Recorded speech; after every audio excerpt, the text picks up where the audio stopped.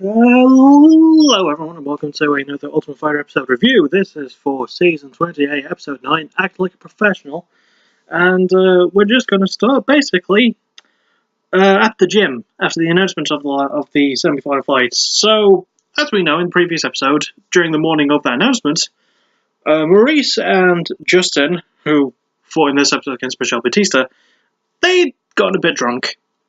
They got in the face of their opponents, and yeah. So basically, after those fights were announced and everyone sort of went back to their rooms, Maurice, still drunk, started acting up a bit. He opened and closed the Team Whittaker room a couple of times. He started yelling out and being a little bit crazy, to be honest. And then it came time for them to leave, and Whittaker, still at the gym, Team Whittaker, decided to have dinner abroad there because they didn't really want to be in the house with, not with Team Gastelum, but with how Maurice was acting because he was drunk. And according to Ben Sassoli, he said that Maurice is fine when it's just normal beer, but when it's Hennessy, he goes a bit crazy. So yeah, it's a good thing he wasn't drinking more of that, basically. Let's see. Yeah, it was just a weird moment, especially when they went to. Well, I was going to say that eating at the gym was weird, but it wasn't. It gets weirder, though, because they go to the house as well. And Maurice is still drunk. And it kind of sucks as well, because the day that this happened, the next day, I forget. No, I think it was the day it happened, because Maurice got more drunk.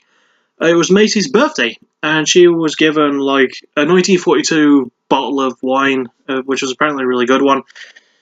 I don't know. I'm not a big wine fan, also, why does it being older change how it tastes? I've never really worked that out.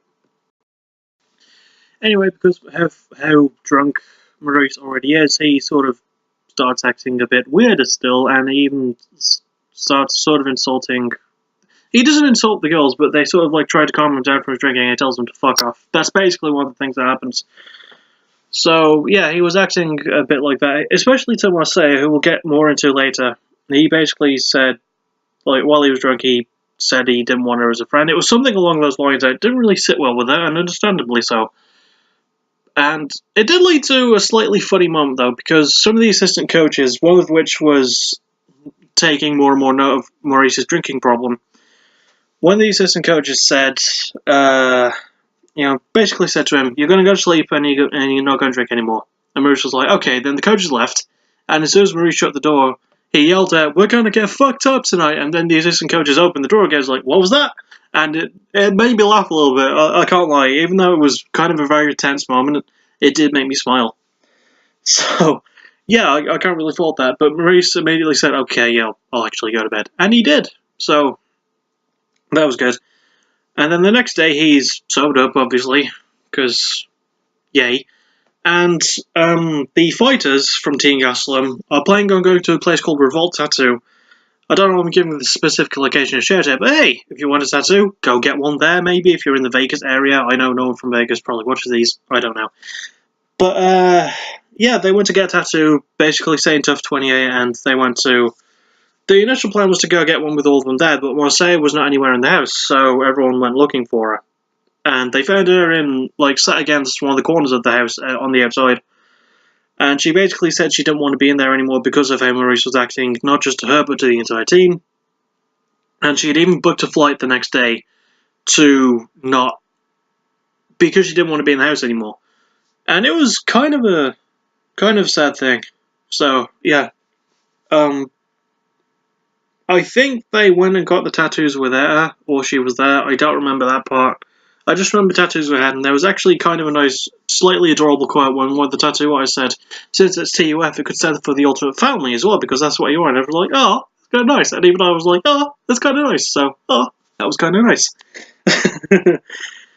Yeah, so they got the tattoos, and then, a bit later on, I think it's the next day probably, it doesn't really say most of the time.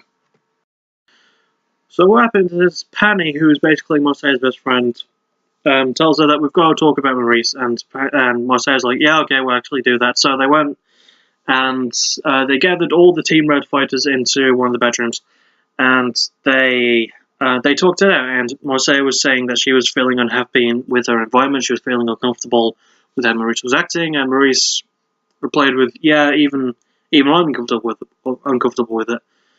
And he said that drinking was one of his outlets, he misses his family, and he understands everyone else does as well.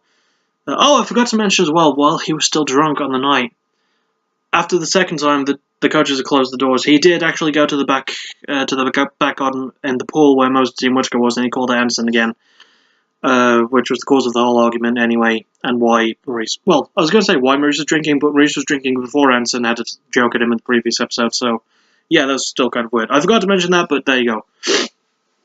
So yeah, he tells them to say he's sorry, and he apologises not just to her, but to everyone for his acting, and they forgive each other, they have a team hug, and they even go 1, 2, 3, family, and I thought that was just really, really nice. So yeah, that's basically the drama out of the way. And I do want to talk about one thing that was missing from this episode, since it was episode 9, no coach's challenge. We're probably going to get the next episode, but still, no coach's challenge. What the fuck, dude? As always, there's the fight prep.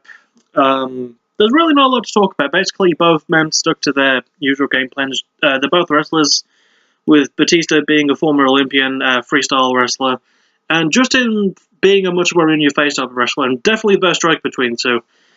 And yeah, basically the game plan was to stick to those. And Michel was actually in a lot better shape than he was in the previous episode. Like, he looked like he'd lost a little bit of weight. He was training a lot more as well.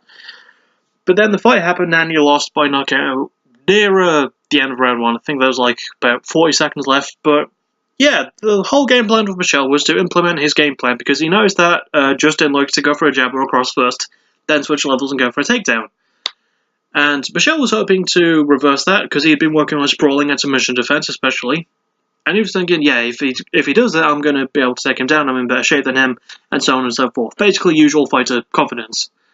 He didn't do that, he just kind of stood there, he didn't really do anything. I think he threw a body kick or a leg kick or two, and maybe a couple of counter punches, but Justin, like, he went for it. He threw that right jab and left overhand combo a few times, and, like, switched up with a jab and superhand punch. He landed to trust the body.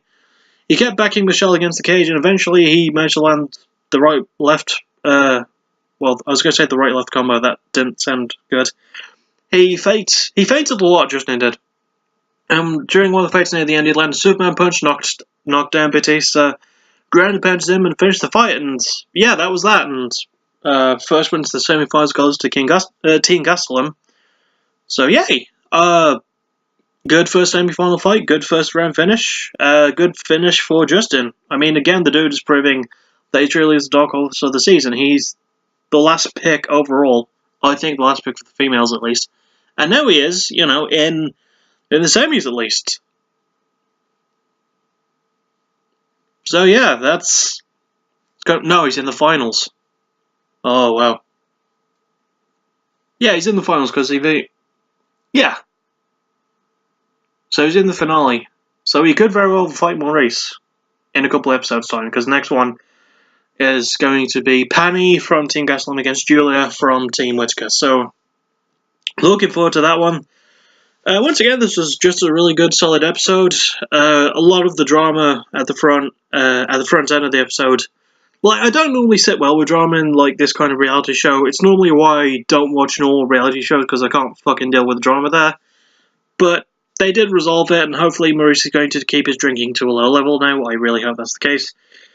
And all in all, it wasn't a terrible episode. I still enjoyed it. I've still been enjoying this entire season. I don't know why I can't talk.